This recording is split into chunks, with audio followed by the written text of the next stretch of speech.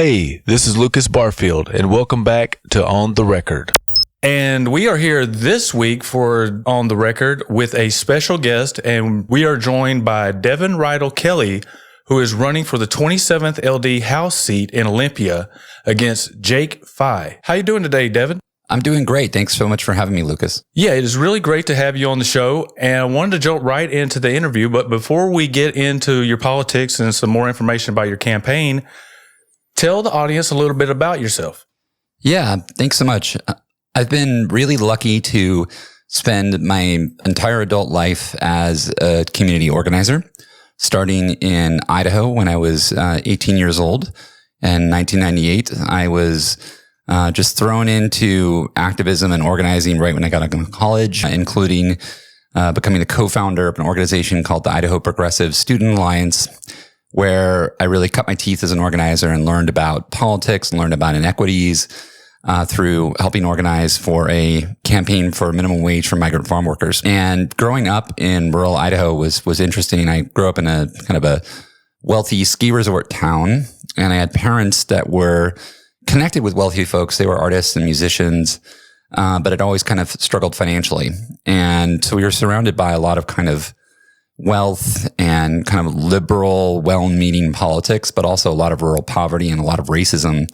And I had trouble really articulating, understanding what was going on and what was causing all the problems. And then, went to a college class and learned a bunch of words and realized that there was a bunch of racialized capitalism going on and jumped headfirst into politics. And I've been just doing political organizing ever since. I've lived in Tacoma for about the last 10 years.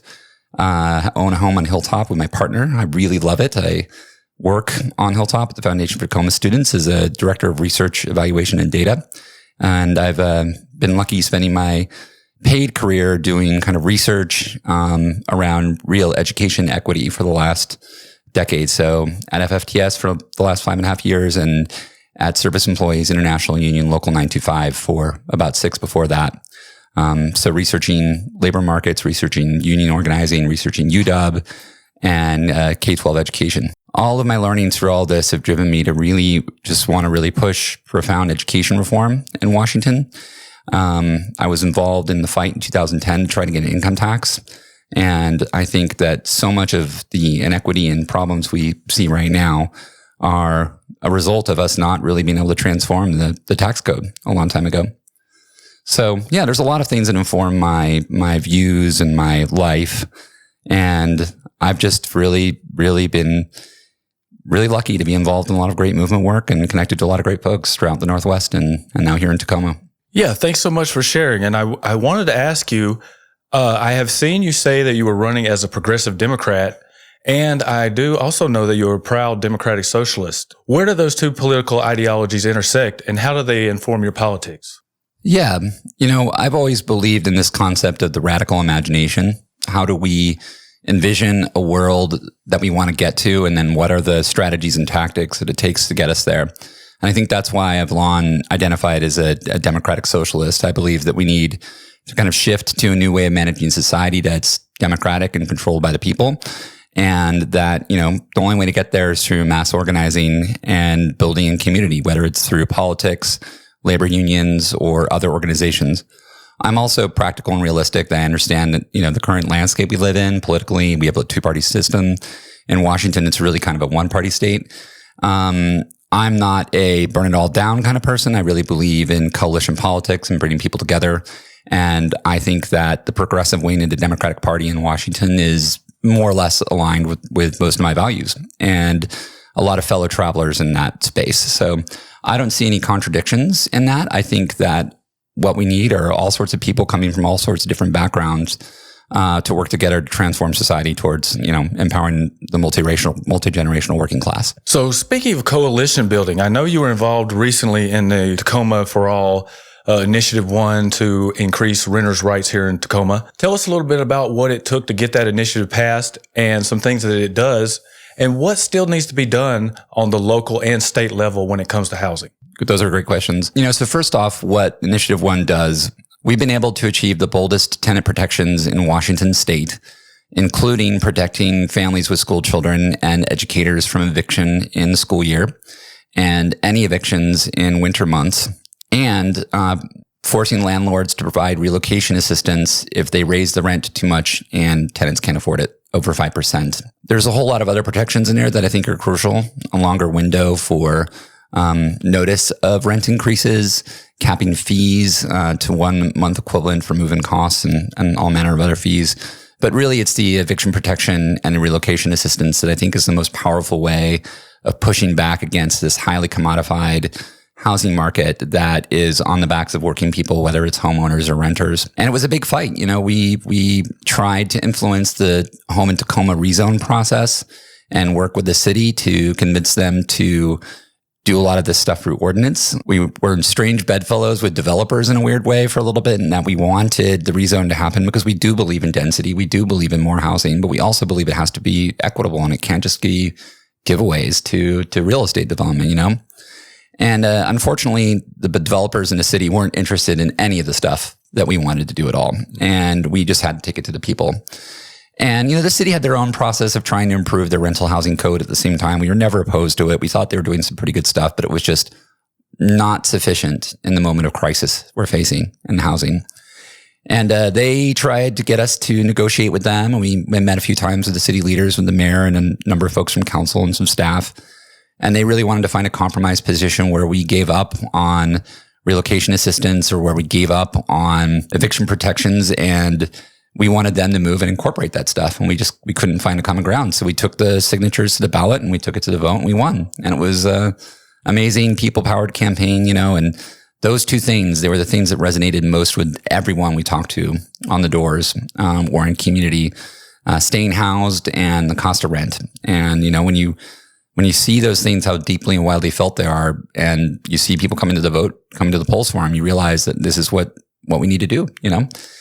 In the case of the state, you know, Senator Yasmin Trudeau, who I hope becomes my colleague in the legislature, was one of our biggest backers of Tacoma for All, and has introduced rent stabilization twice now. And for the first time, a really good version actually made it through the House, but hers, the original one, got killed in the Senate, and then the complementary bill in the Senate to the House bill got killed. So rent stabilization did not make it through. I think we need profound shifts in how the state regulates housing. I think we need rent stabilization. I think we need a state social housing developer. And I actually think we need to create some kind of state public bank to do really innovative things with building housing. So for instance, I would totally support a state public bank that gives low interest loans to homeowners to convert their houses into duplexes or triplexes under the condition that they have rent stabilization or basically rent control for their tenants. And it's a great way to incentivize folks to do that. And it's a great way to bring in folks that are sometimes opposed to things like density because they don't want a bunch of renters in their home or neighborhood. The point being, though, and I don't mean to ramble, but we need to be thinking really innovatively and really strategically about confronting these big inequities, which I just don't think is what's happening currently. You know, I first heard your voice and became aware of your work back in 2020 during the police accountability and the Black Lives Matter movement that arose after the George Floyd and locally the Maniellas tragedies. Mm-hmm. You know, a lot has happened since then. What are some positive things that you have seen come out of those movements and that are still ongoing? What does there still need to be done when it comes to police accountability, both locally in Washington State and even on the national level? Yeah, again, these are great, urgent, important questions. And I think particularly right now when the moment of the biggest uprisings for Black lives has passed and there's a bit of a kind of retrenchment around policing and community safety, I think it's really important to interrogate this stuff. You know, I think locally, the creation of Tacoma's non-police crisis response team, the HOPE team, is a really great net positive to come out of the organizing in response to George Floyd and Manny Ellis's deaths.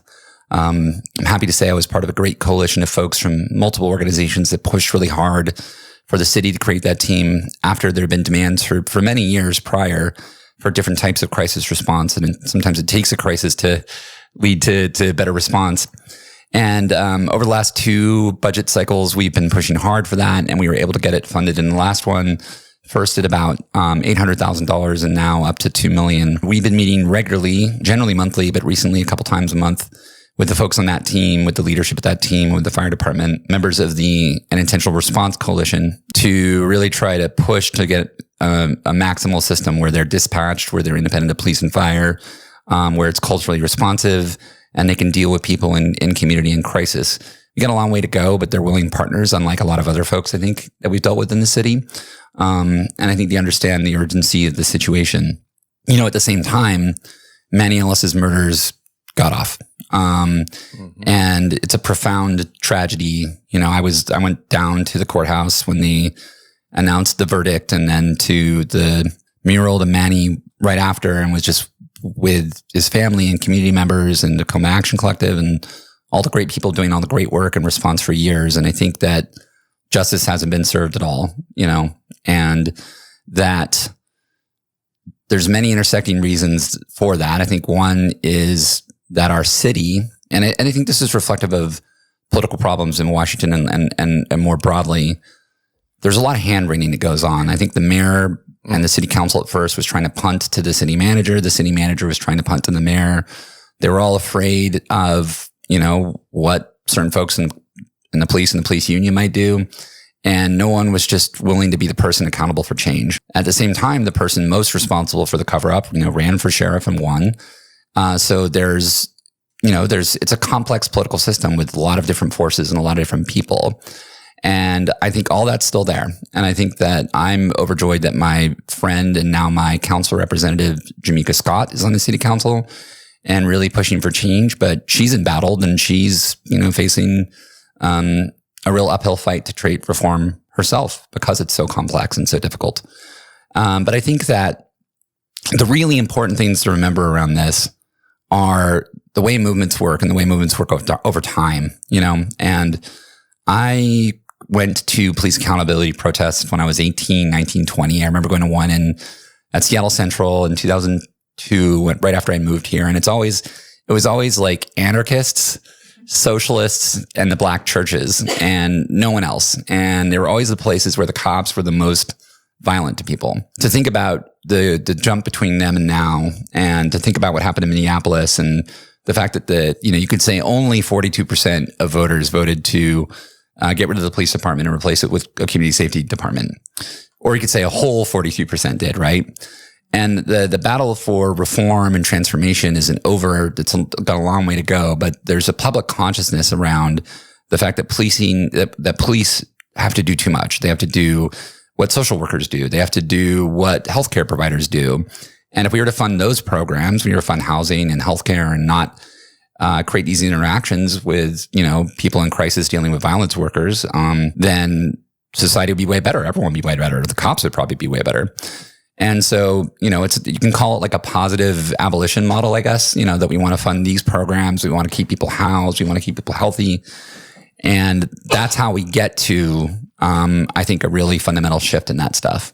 It doesn't happen overnight. It's a long movement. It's why they call it the struggle. But I think that there's been huge progress made, even in this moment of kind of political retrenchment, and of a lot of electeds, I think, backing away from the more progressive language they've embraced around that stuff in the last several years.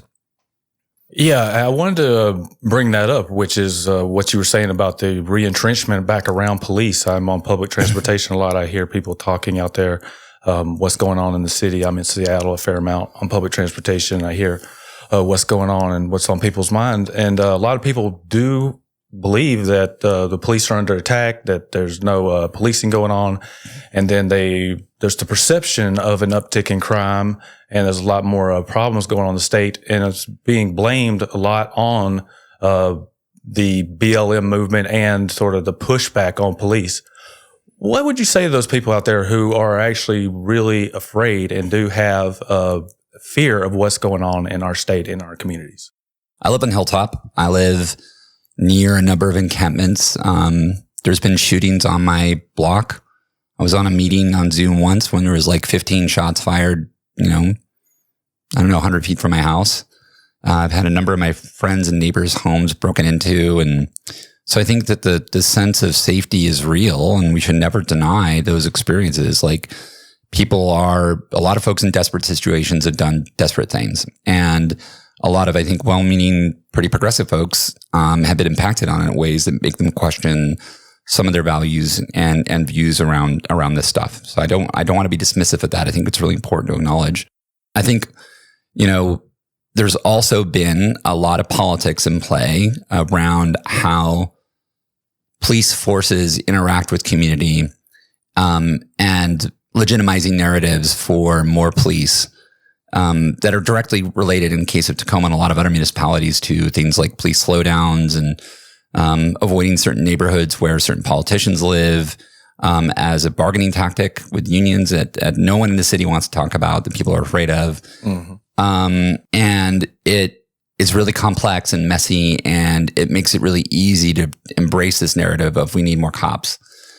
There's also an interesting phenomenon of they're offering a bunch of money for people to become cops and people aren't wanting to do it. So I think that, whether you could say they're not paying cops enough or they're saying people don't want to be police anymore, there's a lot of intersecting pieces there that I think to blame, the BLM movement or to blame certain legislation or Supreme Court cases, it's understandable that you want to find a quick explanation, but it's doesn't lead to the actual change you're seeking, right?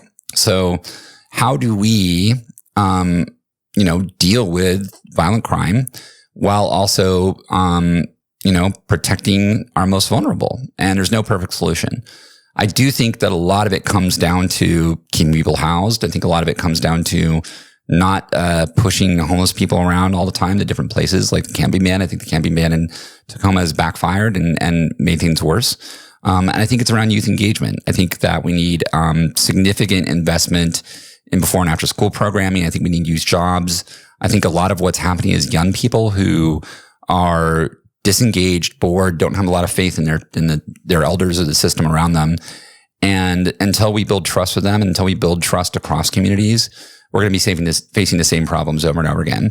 And putting people in and out of jail and putting people in and out of homelessness, while it gets rid of them immediately and gets them maybe out of your face, the problem's still there. The problem's still there for them. The problem's still there for you. So how do we, I don't have perfect answers for how we address people's sense of safety while also moving kind of more progressive, bold vision on this, other than saying everyone deserves to be heard, everyone deserves to be safe, and let's work together. I wanted to ask you, where is the 27th LD located? Yeah, the 27th takes up the top 2/3 of Tacoma. There's a little carve out on the east side where it used to be part of the 27th, now part of the 25th, and it extends down into Fife. So all of North Tacoma, Northeast Tacoma, Central, down to the Mall, Hilltop, West Tacoma. Well, that would put the NWDC right in the 27th LD. Do you have any ideas about how we can finally close the Northwest Detention Center? Yeah. I am not an expert on the legal side of NWDC. I think it's another perfect example, though, of how folks at all levels of government have engaged in hand-wringing and kind of blame shifting. I think the city took forever to say we'll not renew permits because it's not our jurisdiction. There's been stuff with the port, the state legislature, and then everyone's blamed Congress. And I think that one thing that's been missing around this is kind of a culture of confronting and delegitimizing the institution, both of kind of incarcerating and deporting folks, but also specifically the institution of the NWDC. And I think there's a bully pulpit that needs to be used, of putting all sorts of pressure and public pressure and going to rallies and supporting, preventing people from being deported and highlighting the fact that, people can go do court support for immigrants and refugees facing deportation and to fight the deplorable conditions there. I know that, everything around all the hunger strikes recently, everything around the profound concerns with health outcomes, with COVID outbreaks, that I think that people at all different levels of government aren't doing enough to both highlight how terrible the conditions are and find just whatever way to intervene, right? Whether it's legal or political or otherwise. So I would absolutely commit. I'm resolutely opposed to it being here and would do everything in my power to try to get it out of here. Shifting gears again, I wanted to bring up something that we hear a lot about in the state of Washington, and that is climate change. And there's a lot being done on the state level. But I hear a lot what you're talking about the hand wringing and the blame shifting. And there seems to be a lot of that going on when it comes to climate change and what we are actually doing. What is your view of the state's current strategy for fighting climate change, in particular the new carbon tax and other things that they're doing to reduce our carbon footprint in Washington State? Totally. These are great questions, and I think really important ones too. I think that we need to have much bolder vision about where we go with climate change. We're facing so many different intersecting crises of environmental conditions here at home, and also of climate migration from other places to here. And we're just the beginning of it, right? So there's going to be so many cascading kind of downstream things to come out of climate change that I think that we're struggling to even consider. And I like the concept of future-proofing. And future-proofing is going to be perfect, but we need to basically confront our entire infrastructure, and it starts with our physical infrastructure and our public utilities, and moving towards clean energy as quickly as possible without a reliance on transitional fuels and with a just transition for workers in those industries. It means pulling folks out of anything in those industries and getting them the training and the union benefits to do good green jobs with solar, with wind, with other renewables. I've been really excited about the Build Public Renewables Act in New York that just got passed, and it got passed because of DSA in New York. I'm very proud of that. And I think we need something equivalent here. We need major significant investments in renewable energy, and we need to be connected to jobs programs for union workers, jobs programs for people in affected industries, and also Green Youth Job Corps. I'm talking like kids doing trail maintenance and planting trees, trees as carbon sinks. And all of this needs to be done in the form of massive state investments. And we can only make massive state investments if either we're moving towards a public banking model, which I support, or we're changing our tax code, preferably both, right? We're not going to be able to confront real inequities unless we get rid of the inequality that drives them. We have some of the richest people in the world in our state, and they're flying around in their private jets, and their carbon footprints are nothing like mine and nothing like yours, and nothing even like the richest people we can possibly imagine. It's so absurdly different, right? And the carbon tax, while I think it's a step in the right direction, as currently implemented, is somewhat regressive. A lot of the different ways we deal with carbon taxation currently is regressive. And we do need to stop people from polluting. We do need to incentivize people to use public transit. But until we identify and address this at the site of production, major manufacturing, major utilities, major infrastructure, we're not going to be able to really fix anything. Future-proofing public utilities and infrastructure and building green housing helps us accommodate the massive influx of climate refugees that we're going to face imminently, if not already. I wanted to talk accessibility for a second. As a person with a disability, I know how inaccessible government can be at sometimes when it comes to the website or being able to interact with government. But accessibility doesn't always just have to do with disability. It has to do with communities and communities of color and who gets access to who when it comes to running our government. How can we improve accessibility for both people with disabilities, but then some of our marginalized communities that don't always have access to the full range of things within our city and state government? Yeah, thanks. I believe in kind of a targeted universalist approach to social programs, meaning that folks that have historically dealt with the most oppression should be the folks that are given the most opportunity. And I think that in the case of accessibility issues, especially in the legislature, the website is woefully inadequate, especially when it's coming to really complex things like bills and identifying where things are in a process. And in terms of translation, transcription for folks that are vision impaired, I think that there's a whole lot of work that could be done in terms of internet access and digital access to our political landscape, both in the state legislature and in local communities. I also think that just a lot of it is obfuscated, it's complex and jargonistic, and I think there needs to be a lot more plain and simple language and access points for folks that aren't as deeply steeped in the political process. And that includes education and more of an orientation towards civics and keeping folks that are elected in communities actually in community with folks, so much more interacting with their constituents, much more engaging with people. I think also that there's profound inequity issues around the fact that our legislature is part-time and part-time pay. It means that predominantly white folks can be in the legislature. It means that predominantly retired rich white folks are in the legislature, or small business owners. And that it's the same with our city council, actually, and here in Tacoma and many other places, that the system is set up so that people that have been historically oppressed don't necessarily have access to that power structure. And then when they do, it's a very tokenized person that is generally has more wealth and resources anyway.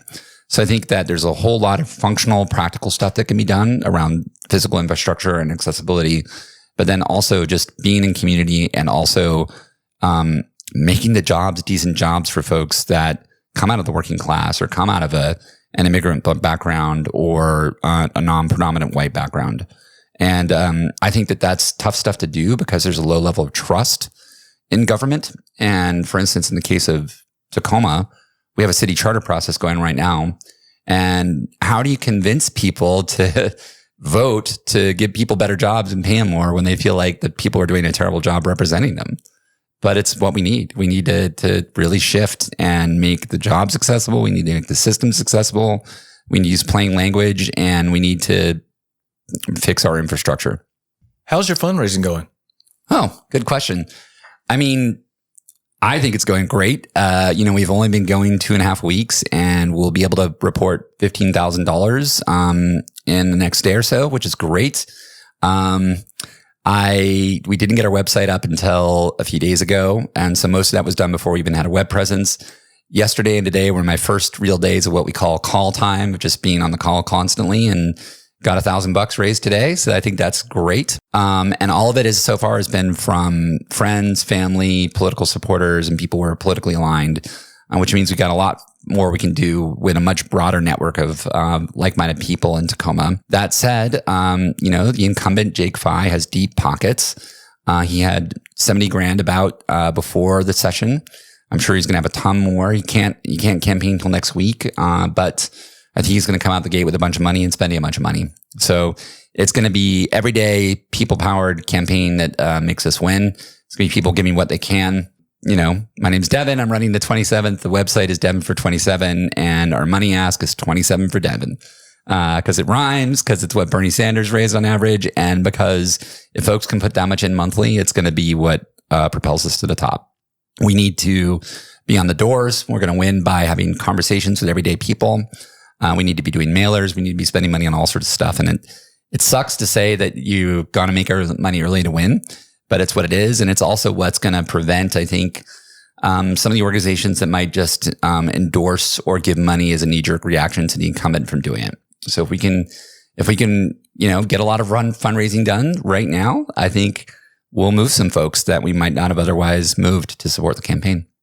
So my next question is not about anything local necessarily, although there is some efforts within the Tacoma City Council on this topic. But I would not be doing my job as a reporter and talking politics right now with you if I did not bring up Palestine and the call for a ceasefire here with the Tacoma City Council and just the insanity of what is going on over in Palestine and Israel. What are your views on this, and is there a path forward? Yeah. I mean, this is a deeply complex set of issues, and yet also not, because it is just about shared humanity and just about observing an unfolding act of genocide and oppression, and one that's been going on for many decades, but is happening in a way that is so intense and so visceral right now that I think that people's emotional responses are to feel like a mixture of outrage and shutting down. So for whatever reason, I have been a pro-Palestinian liberation person for a long time, since I got active in organizing in college.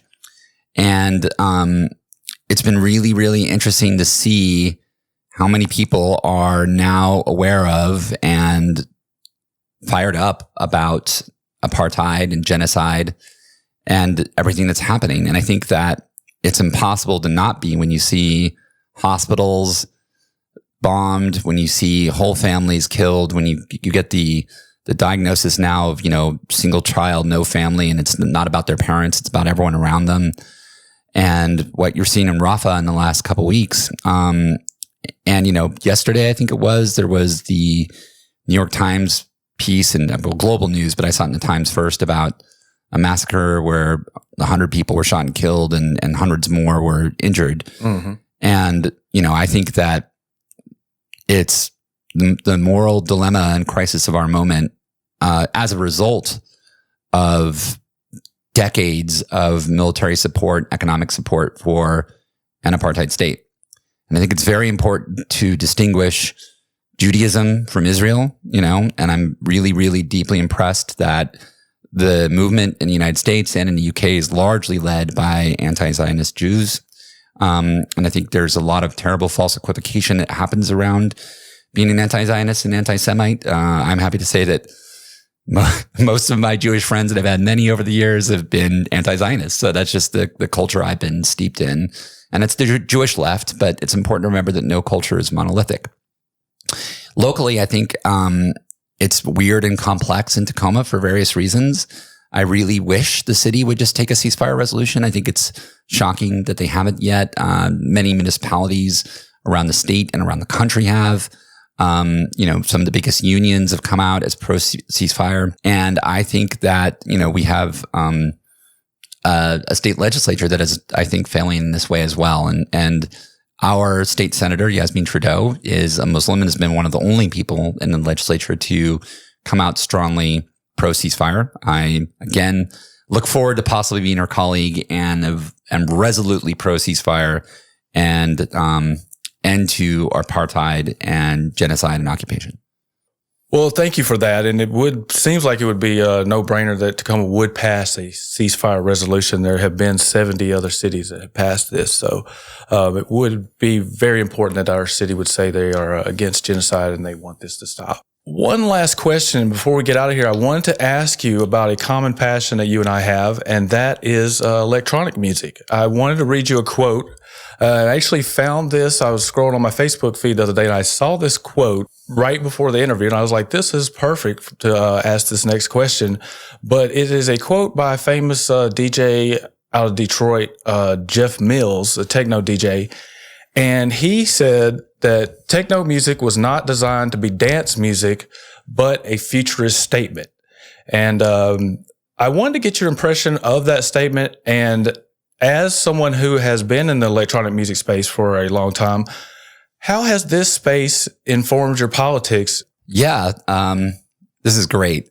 I love that statement. And I think both that statement is true and that it's really great dance music. Because I was a 90s rave kid who got really into techno and electro and all different styles of music and the kind of Detroit techno movement. So Jeff Mills, the Belleville 3, deeply influential on me.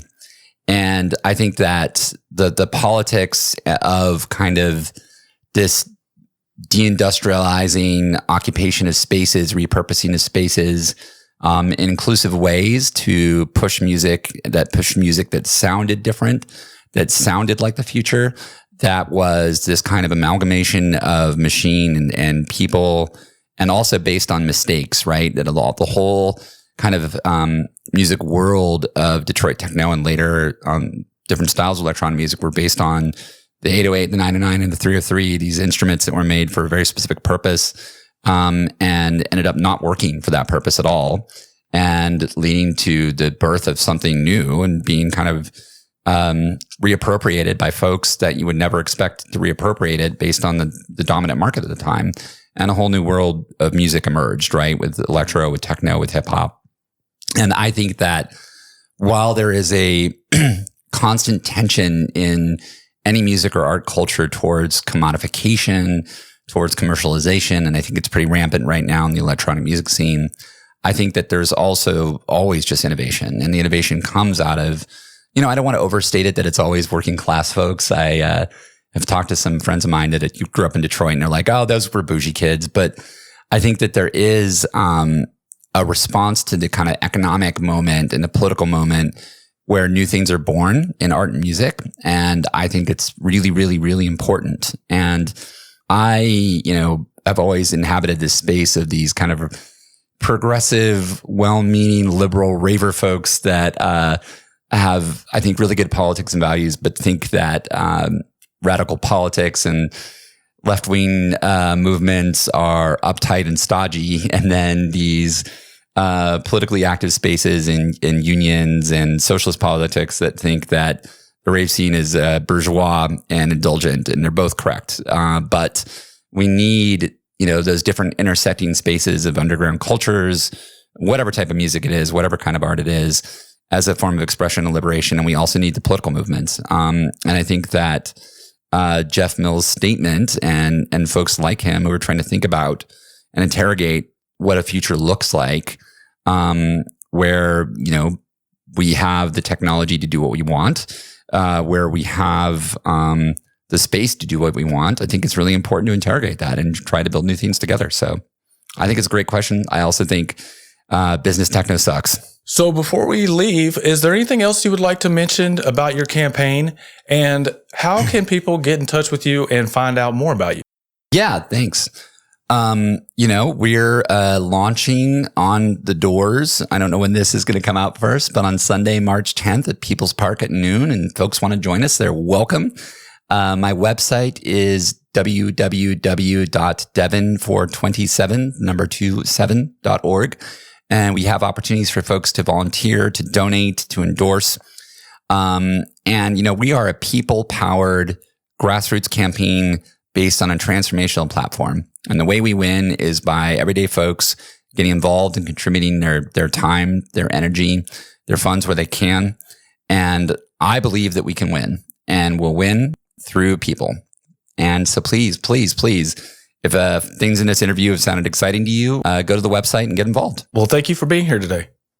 Awesome. Thank you so much for having me.